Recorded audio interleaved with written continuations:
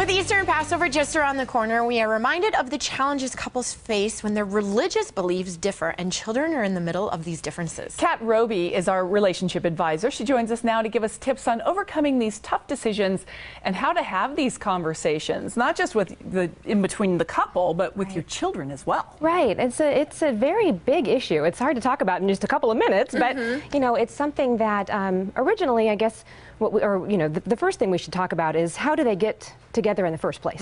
So ideally, this is a conversation that's happening very early in the relationship, so that it's not, you know, years in or now we're married and, oh, by the way, I'm Jewish and you're a Christian. Like, what?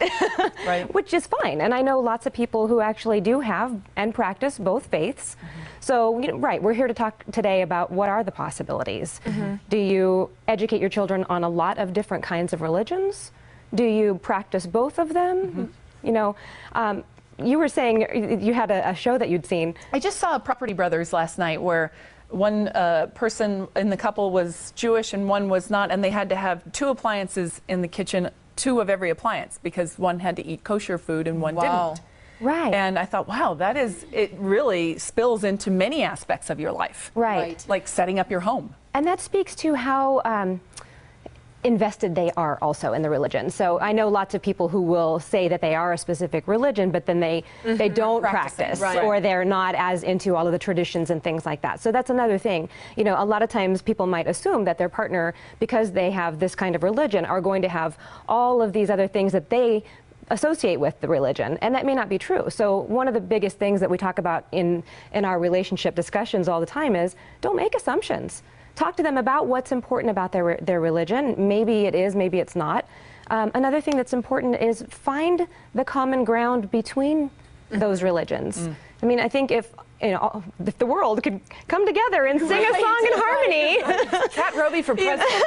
He's such a better place. We all do believe in the same core values for the most part. So if we can find a way to have respectful, open, heartfelt discussions about the things that are important to us about those religions or those practices, we'll have a much better time finding that common ground or finding out how to go down that path. So I know that a lot of children, you know, during Hanukkah they'll have a menorah and then they miss a Christmas tree, and so some people will do that, you know, will celebrate both holidays in a household.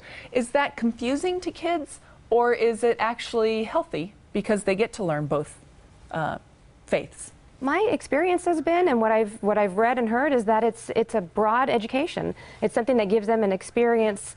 It's kind of like traveling. I think just traveling in general gives people an education, an understanding of the cultures of the world, and and I think that's the same in this aspect. Being able to identify what the core values are, understanding what the traditions are for different faiths, makes that a better citizen, makes that a better person for our world. And I don't think it's confusing as long as the parents are able to carry it well. You know, if it's something that's resentful sometimes, or well, your dad believes this, like that's probably not going to be real helpful to them. But if it's a possible conversation, to be able to open that door about what does it really mean and what does our family believe and how are you then going to walk into your life with all of this education or not. Because I hear a lot of parents will say, we're going to bring you up this way or bring them up this way, and then from there it's up to them. Which of course it is. After you're an adult, all bets are off, right? Right, but I was going to actually say, is it better to have the conversation as a family, even if your kids at the time are 10 or 11 years old, or do you think that it's something that parents should establish